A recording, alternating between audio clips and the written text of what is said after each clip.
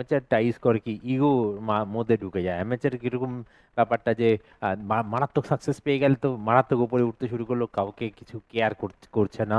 হ্যাঁ, যাকে আমরা বাংলাতে বলি ধরাকে সরা জ্ঞান করা, মানে কেউ আমার কাছে কিছু না এরকম টাইপের, দোজ আর অ্যামেচার। আর আর আর অনেক সময় যে যখন সেটব্যাক হচ্ছে পুরো একদম মানে ডিপ্রেসড হয়ে যাচ্ছে, দোজ আর অ্যামেচার। বিকজ তারা কি করছে যে তারা রেজাল্টসকে নিজের সঙ্গে অ্যাটাচ করে রেখে দিয়েছে।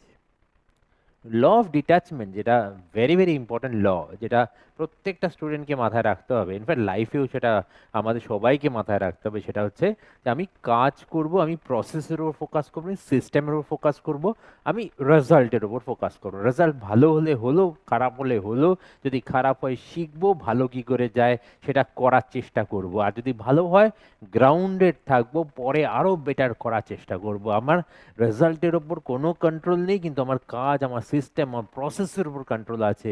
So just focus on the system, just focus on the process, do not ever focus on the result. If you are not getting the result, do more hard work, think why you are not getting the result, focus again, build your system, build your process, not to be attached to the result, never. এটাই কিন্তু maximum যখন ভুল করি, and তাই জন্যই কিন্তু আমরা অনেকেই যতটা সাকসেস আমরা ডিজার্ভ করি বা যতটা আমাদের ভগবান দিয়ে পাঠিয়েছে অ্যাচিভ করতে পারি না, মাথায় রেখো। না, এটাই হচ্ছে master your actions, release the results. অ্যাকশনের মাস্টার হও, রেজাল্টটাকে রিলিজ করে দাও, মাইন্ড থেকে রেজাল্টটা সরিয়ে রাখো, ফোকাস করো খালি অ্যাকশনে। আমি ক্রিকেট খেলছি, আমি কে বল করছে কি বল করছে ভয় লাগছে না, জাস্ট বলটা ফোকাস করো, বলটা ফোকাস করে বলের মেরিটে খেলে দাও। আর মাইন্ডটাকে স্ট্রং রাখো, মনে রাখো তোমার থেকে ভালো কেউ না, কেন তোমার থেকে ভালো স্ট্রং মাইন্ড কাউর হতে পারে না।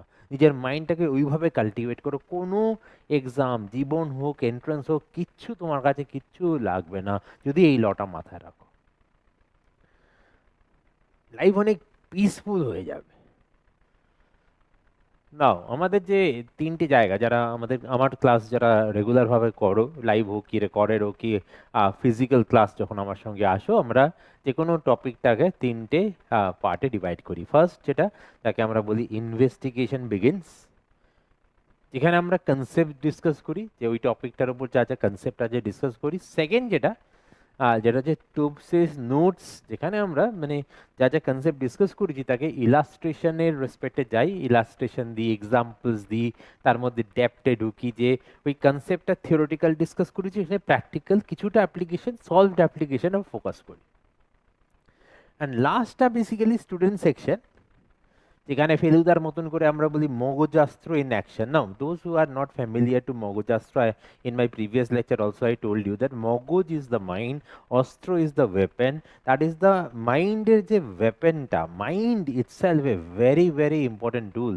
তাকে কিভাবে কাজে লাগাচ্ছে, that differentiate between a successful not successful.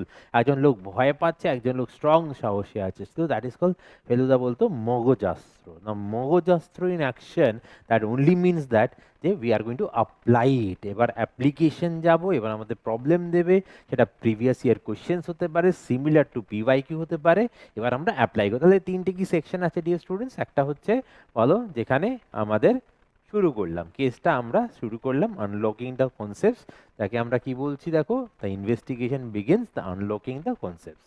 Second আমরা কি বলছি, তুবশেষ নোটস মানে ইলাস্ট্রেশন, সলভড এক্সাম্পল। থার্ড আমরা কি বলছি, মগজাস্ত্র ইন অ্যাকশন, মানে এবার তুমি নিজে নিজে করতে পারবে কিনা। ফার্স্টটা আমরা শুরু করছি,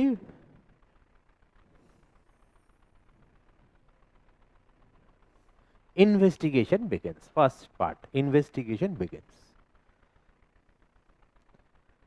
তো পার্সেন কম্পোজিশন অফ কম্পাউন্ড, মানে পার্সেন কম্পোজিশনটা কি করে বার করে আমরা এই জায়গাটা ফোকাস করব এখন ইনভেস্টিগেশন বিগিনসে, আর তারপরে সলভড এক্সাম্পলসে যাব, আমরা নিজেরা সলভ করবো, এই তো ব্যাপার, তাই না?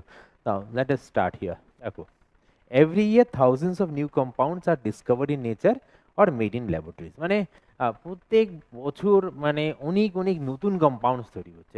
আমার তো মনে হয় যে আমি যখন পিএইচডি করছিলাম কেমিস্ট্রিতে, তখন আমাদের প্রথম দিন ল্যাবে গিয়ে আমি বুঝতেই পারছিলাম না করবো কি। আমি দেখছি আমার পাশে একজন দাদা কি একটা মিশাচ্ছে, কিরকম জায়গা। আমি জিজ্ঞেস করলাম, দাদা এটা কি করছো, বা বইতে কি লেখা আছে, কিভাবে হবে দাদা?